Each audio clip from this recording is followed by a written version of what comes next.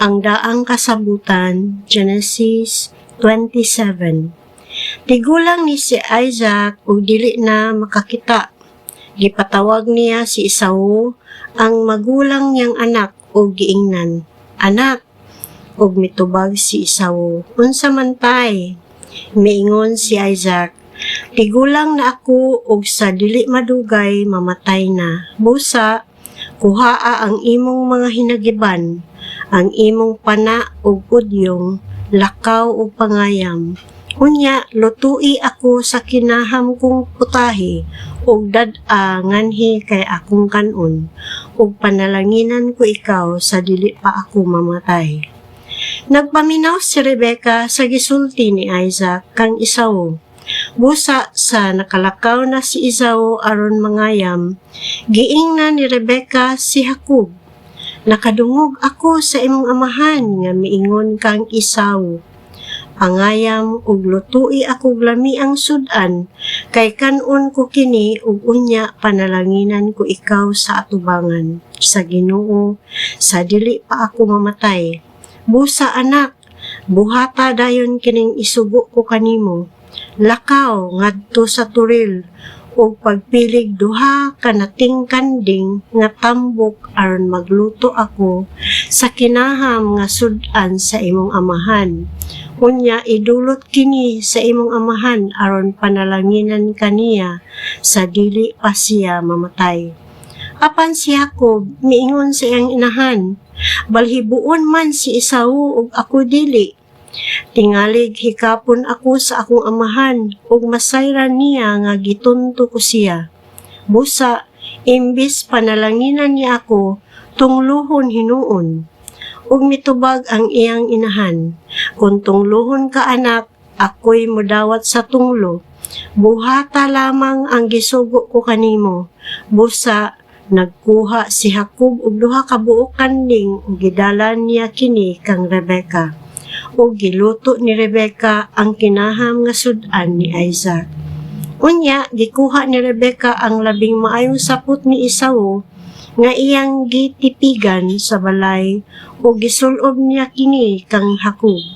O gibutangan niya sa panit sa kanding ang mga bukton ug ang hamis nga bahin sa liog ni Jacob. Unya, gihatag niya kang Jacob ang lamiang sudan ug pan nga iyang giluto. Unya, miingon si Jacob sa iyang amahan, ug miingon, ania na ako amahan ko. Ug miingon si Isaac, kinsa ka man, anak? Mitubag si Jacob, ako si Esau, ang imong kamagulangang anak. Natuman ko na ang gisugo mo kanako, busa, bangon na ug kaon niining dala kong sudan aron unya panalanginan mo ako. Si Isaac miingon, pagkadali ba nimong nakakuha anak? Ug mitubag si Jacob, mitabang man gud kanako ang Ginoo nga imong Dios. Miingon si Isaac kang Jacob, duol nga ri aron mahikap ko ikaw ug masiguro ko nga ikaw gayud si Esau. Busa miduol si Jacob ug gihikap siya ni Isaac nga miingon, murag kang Jacob ang imong tingog apan ang imong mga bukton murag kang Esau. Wala makaila si Isaac kang Jacob kay balhibuon man ang iyang bukton sama kang Esau. Iya naunang panalanginan si Jacob apan nangutana na usab siya, ikaw ba gayud ang akong anak nga Esau? Oo, mitubag si Jacob. Miingon si Isaac, hatagi ako sa linuto mong sudan kay mukaon ako ug unya panalanginan ko ikaw. Busa, gidala ni Jacob sa iyang amahan ang pagkaon ingon man ang bino. Unya miingon si Isaac, duol pag-ayo ka nako anak ug haggi ako. Sa pagduol ni Jacob aron paghalok kaniya, gisimhot ni Isaac ang sapot ni Jacob ug gipanalanginan niya si Jacob. Miingon siya, ang baho sa akong anak sama sa baho sa uma nga gipanalanginan sa Ginoo. Hatagan kaunta sa Dios ug giyamo gikan sa langit ug himuon unta niyang tambo ang imong kaumahan. Hatagan ka unta niya og daghang abot nga trigo ug bino.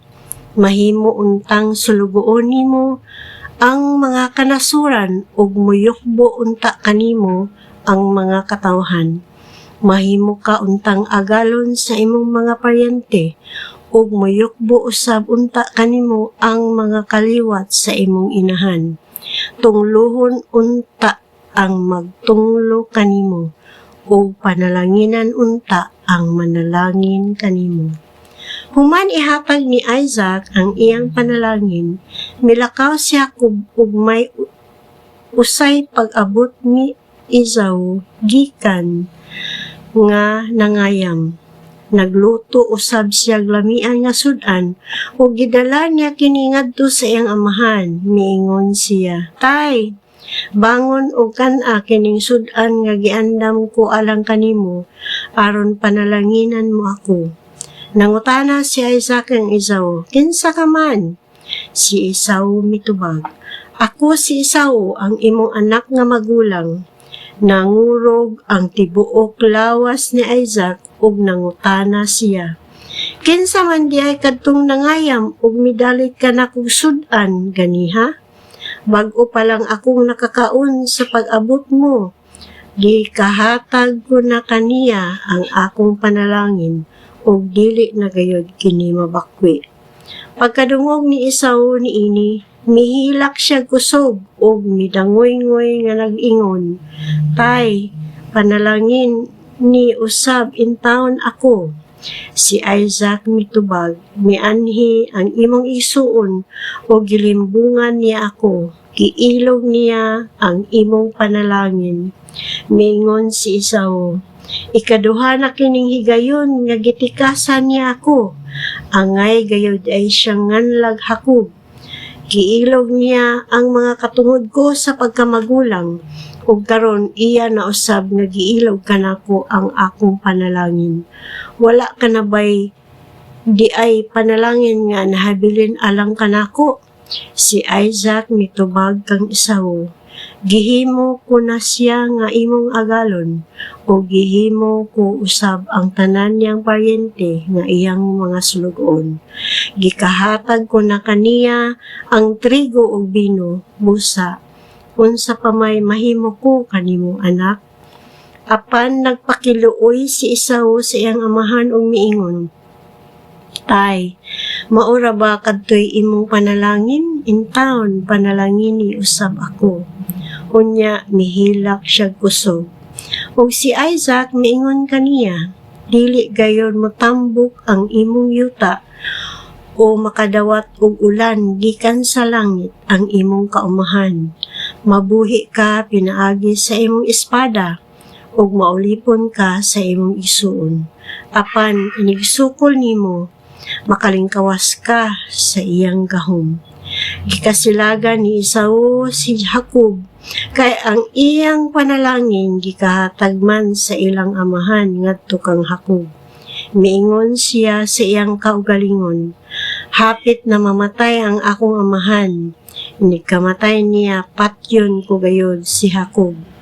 Apan nakabalita si Rebecca sa bahad ni Esau, busa gipatawag niya si Jacob o giingnan niya, "Nagplano ang imong isuon nga manimalus kanimo o patyon kaniya. Busa anak, pangandam ug kagiyo ngadto sa akong isuon nga si Laban, nga atoa magpuyo sa Haran. Pabilin didto hangtod nga mahuwas ang kasuko sa imong isuon, ug malimtan ni na niya ang imong gibuhat kaniya. Ipakuha ko lang ikaw unya. Nganong magdungan man kamog pangawala kanako." Miingon si Rebecca kang Isaac, gilaayan na ako o di na makaantos sa mga langyaw nga asawa ni Esau. Kung mga asawa usab si Jacob ug usa ni ining mga hitihanon, maay pa nga mamatay na lang ako."